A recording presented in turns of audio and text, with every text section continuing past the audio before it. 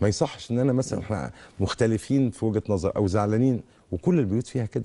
انا مصري يا جماعه، انا زيكم، انا زي الناس دول.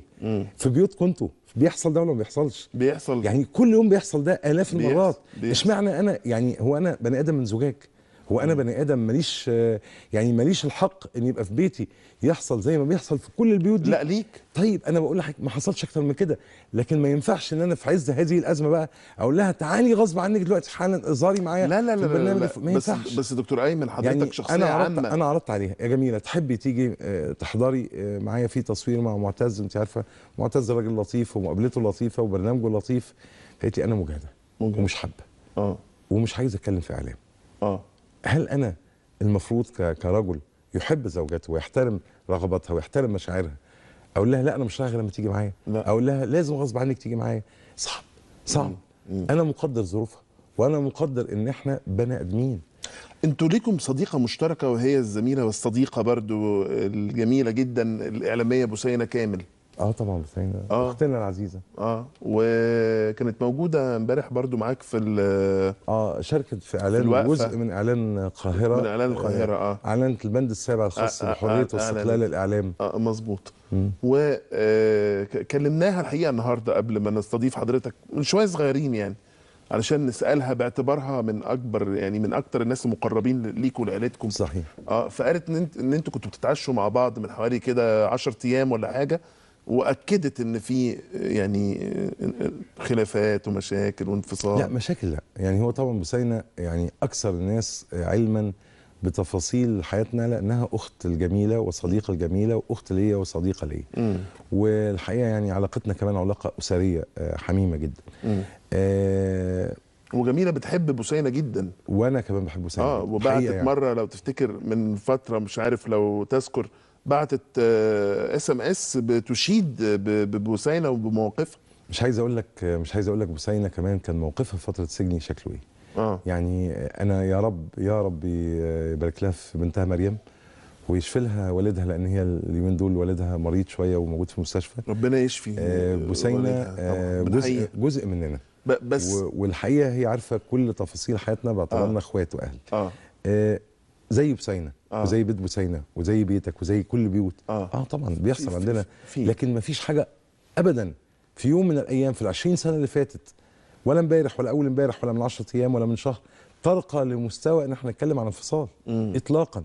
احنا خارجين من ازمه كبيره جدا يا معتز. انا بعيد ترتيب بيتي ومكتبي وحياتي وحزبي ونشاطي وصحتي وكل هذا الكلام انا بقول لك بيتم في ايام. انا خارج باي شهر وايام زي ما انت قلت. يعني اظن دي مده مش كافيه، يعني مش كافيه ان انا اعيد ترتيب كل الامور. انا محتاج اريح زوجتي ومحتاج اريح اصدقائي وانصاري ومؤيديني. محتاج ان انا بتحرك في المحافظات، كل حد دعاني ولو في قريه ولو في نجع في مراكز في محافظات زرتهم.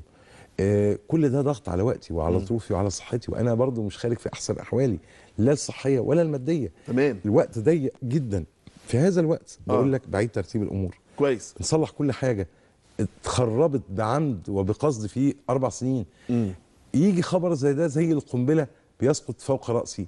تمام. اقعد اقضي وقتي بدل ما نتكلم في 6 ابريل ومشروعنا واعلان القاهره ورؤيتنا ودورنا اللي انا منوط بيا المفروض ان انا يعني اقضي اكبر مساحه من الوقت فيه بتكلم في تفاصيل شخصيه. الحقيقه انا مستصغر الموضوع وفي نفس الوقت مستكبره برضه لان قيمه جميله عندي كبيره. صحيح. يعني اللي يمس جميله بالنسبه لي يمس قيمه كبيره بالنسبه لي في حياتي الشخصيه وكمان في حياتي العامه. فانا الحقيقه في حيره مش عارف يعني اقول مثلا الموضوع ده موضوع شخصي يا جماعه من فضلكم ما حدش يتدخل. لو قلت كده هكبر الموضوع. ولو ما قلتش كده الموضوع قاعد بيكبر وقاعد كل يوم بضطر اقول تفصيله اكتر. انا مش عايز اعمل كده. حفاظا على حياتي الاسريه اللي هي في الاخر حدودها باب بيتي. يعني احنا عمرنا ما دخلنا اطراف.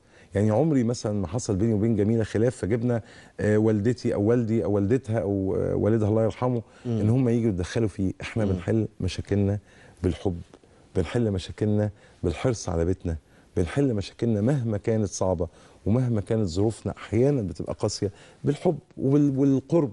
ادوني فرصه اعمل ده يا جماعه بس. طيب هل ينفع يا دكتور ايمن انك